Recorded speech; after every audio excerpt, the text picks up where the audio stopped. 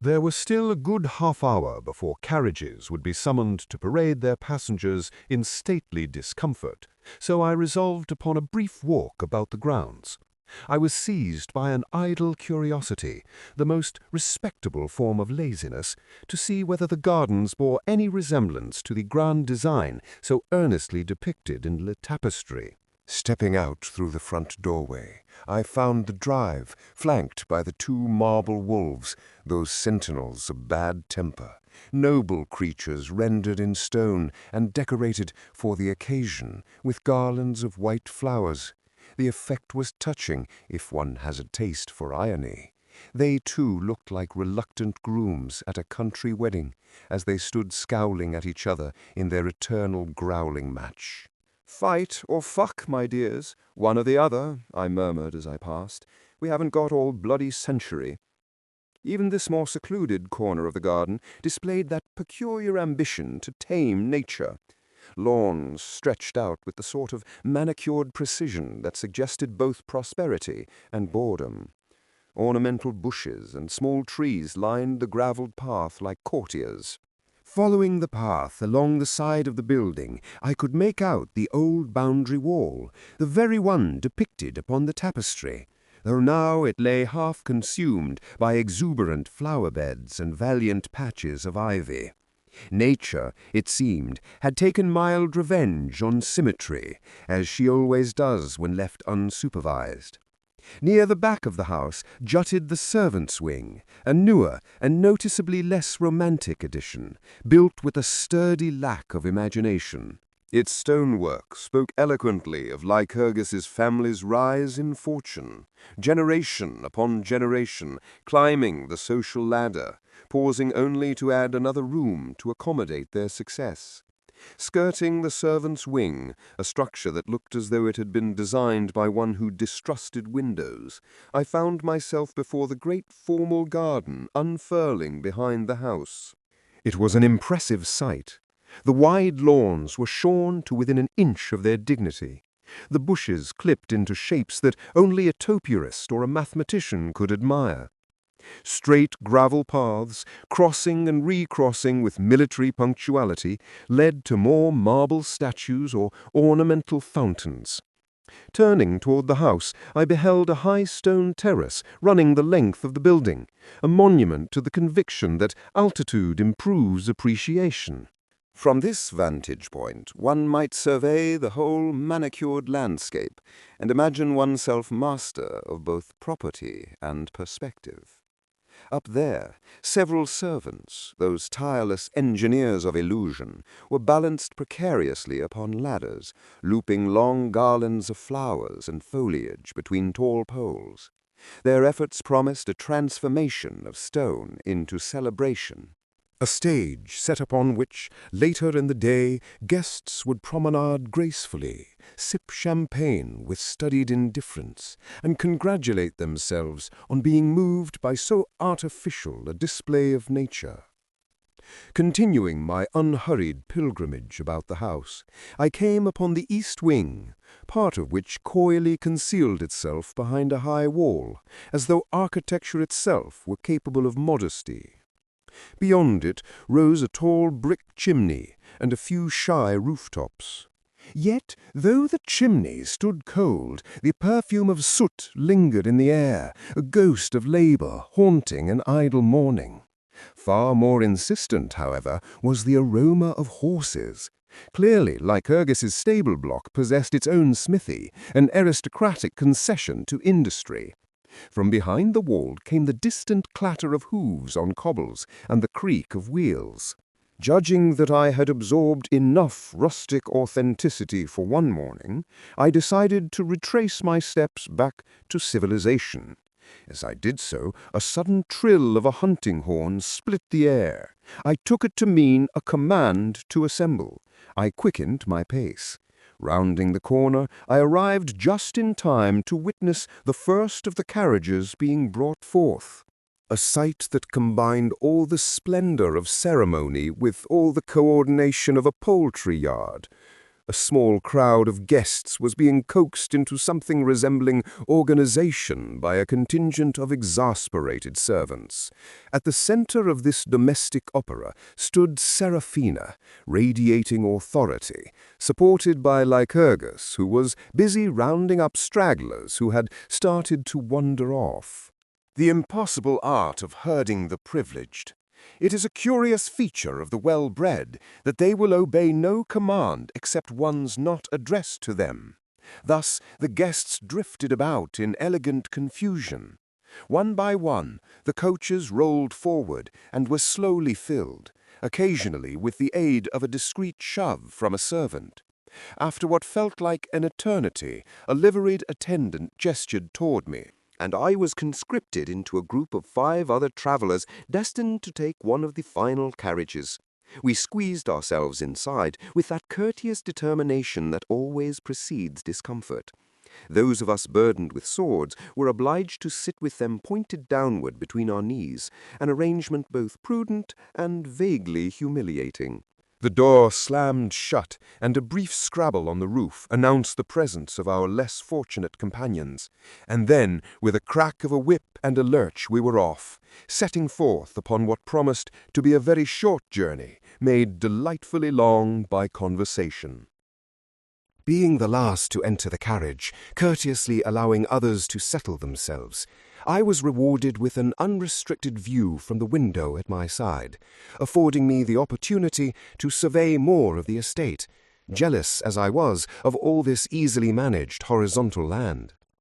We passed through the iron gate and took a turn along a narrow road that led westward. Presently we found ourselves travelling through what could be described as a pleasantly civilized country park, with open grassland interspersed with wooded copse, ideal for galloping at full tilt, without the necessity of keeping a constant eye out for tree roots or treacherous scree. I reflected that if I were 20 years younger and only marginally less wise, I'd ask to borrow one of Lycurgus's fastest horses, preferably gothically black for maximum theatricality, for an afternoon of recklessly thundering over the turf with the wind in my fur, wet nose and eyes streaming in the cold rush of air, and my riding cloak flying out behind me like a demented bat.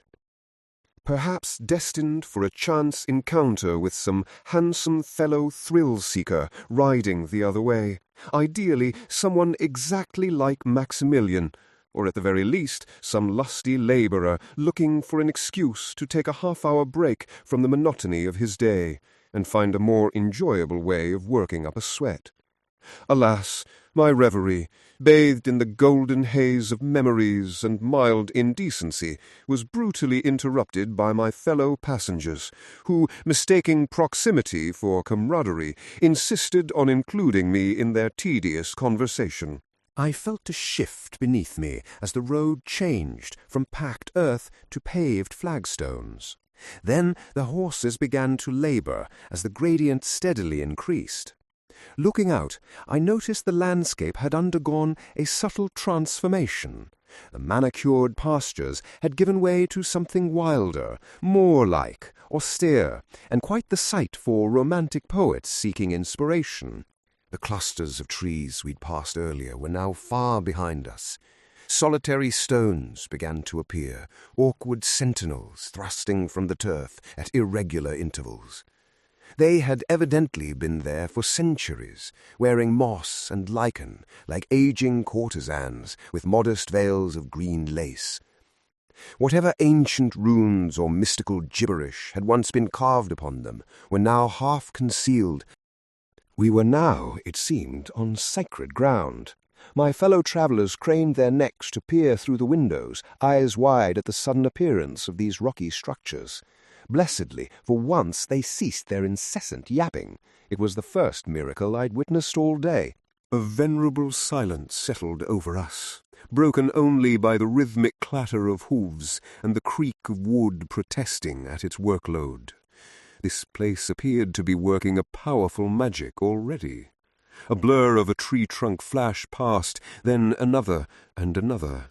I turned to the other window to see more trees sliding by like lofty sentinels. Evidently, we had reached the procession way depicted so artfully in wool and silk thread. Slowing as the incline grew even steeper, I watched these tall, dark yew trees marching past in perfect intervals, each about 12 feet apart. Finally, the pace dropped to a slow crawl, and a lively scene emerged ahead. White tents with canvas flapping in the breeze, horses being tethered, and bustling servants. I concluded that the remainder of our ascent was about to be undertaken on foot. Emerging from our confinement, everyone stretched and then busied themselves with necessary readjustments of clothes and decorative accessories. I found myself on a broad, grassy hillside, notably devoid of trees, except for the grand double line descending in strict formation down the slope behind us. From this vantage, the standing stones could be discerned further afield, embracing the hill in stately geometry of concentric circles, with the summit at their center. The yew-lined path continued ahead up the slope. At the top, a dense wood crowned the dome of the hill, as though the landscape had decided to sport a fashionable green beret. All around, guests stood in silent admiration of the panorama. Pale ushers, elfin creatures in white robes, and a notable absence of shoes wove between earlier arrivals, distributing items from baskets they carried. When our turn came, 2 such sylphs approached, smiling with suspicious serenity, and presented each of us with a small posy of white flowers, evergreen ivy, and oak leaves, tokens of ritual purity, or at least of good taste. I thanked my attendant, slung my cloak over one shoulder with as much flourish as the moment allowed, and affixed the floral tribute to the buttonhole of my lapel. One must look devout, even if one feels merely decorative. Thus ceremonially adorned, our little procession followed a robed guide toward the grove up ahead. As we slowly ascended, I could make out the grove in more clarity. It was composed entirely of mature holly trees, that most pious of evergreens, standing in wide, venerable ranks, pressing together to form a dense circular wall of glossy green. The road, which ran north in a dead straight line, passed through a clean opening in the southern side of this living fortress, creating a ceremonial entrance. Flanking this stood something clearly intended as a guard of honor, each member clutching a flagpole, from which fluttered a vertical banner, presumably emblazoned with the coats of arms of the 2 families joining together in this grand exchange of lineage, inheritance, and future arguments. Ahead, more ushers busied themselves with sorting guests into 2 groups, the bride's acquaintances to the left, the groom's to the right. Upon arriving, I dutifully joined the rear of the bride's contingent, where one could enjoy the ceremony at a safe distance. Once every soul had been shuffled into the appropriate place, like pieces in a board game, attendants gave the signal, and we all filed into the grove in 2 orderly lines, because nothing says joyous occasion quite like being marched into a dark wood under strict supervision. As I passed the sentries guarding the entrance, I was struck by their appearance. They were unusually tall, heavily built goblins, clad in armor that managed to be both impeccably polished and aggressively practical. Draped over their metallic bulk were bright white silk sashes, a decoration that suggests an attempt at gentility for the occasion. The top of each of their tall poles was wrapped in an overly enthusiastic bouquet of white flowers around decorative ironwork. Hanging below this horticultural excess was a banner proclaiming colors and heraldic ambitions of the 2 participants. Seraphina's brother's family design was the more ostentatious of the 2, a black and white chevron shield topped by a boar's head, flanked by a griffin on one side and a stag wearing a crown-like collar on the other. The backdrop was dark green, a color reserved for land and envy. The other badge of honor was a simpler affair, a dark blue shield adorned with a white cross-keys motif, presided over by a half-rising yellow sun, all upon a rather bland pale blue field, and conspicuously absent of supporting beasts. I imagined, after today, it would be able to boast the addition of an inserted chevron, and perhaps a couple of erect stags, heraldries very much in favor of accessorizing. Waiting to proceed, I examined the floral arrangements and the ironwork atop the flagpoles more closely. The flowers, though determined, could not entirely conceal the fact that these were actually halberds, sharp ones at that. I glanced at a guard with an incongruent ring of pretty flowers around the wide brim of their helmet, and was greeted by the utterly immovable, expressionless, dead-eyed stare of a seasoned mercenary, the sort of look that suggests he has survived far worse than weddings. There were probably other stout fellows like these, stationed all around the grove, silently surveying the slope below. A precaution that seemed a little excessive, especially as there was to be a unicorn priestess present. No one in their right mind would want to desecrate any event they were participating in. But perhaps the groom's father has made more enemies than he would care to admit. I'm sure someone like him has trampled on many a paw in their ruthless rise to fortune. After all, we've all read the historical accounts of clans or princely rivals waiting for a wedding to prune, conveniently assembled competing branches of a family tree. I just hope these goblins are content with their handsome fee for this day of standing around on a windy hillside, and made a quick mental note of how many fellow guests I'd observed sporting bladed weapons as I finally entered the enveloping green gloom.